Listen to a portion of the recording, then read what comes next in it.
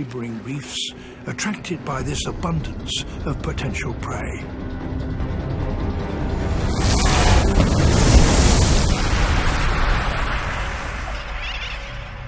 The fledglings stay out of the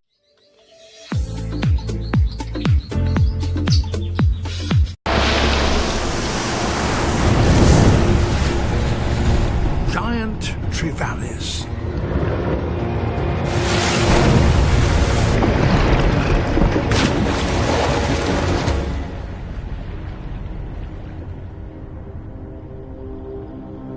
Usually, they are solitary hunters, but about 50 of them have come here from neighboring reefs, attracted by this abundance of potential prey.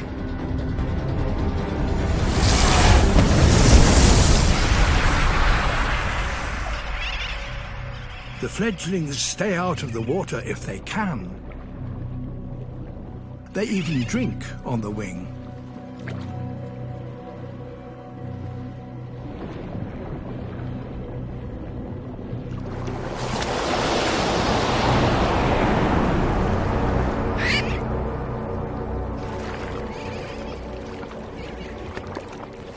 If the trevaly are to catch one now, they have to up their game.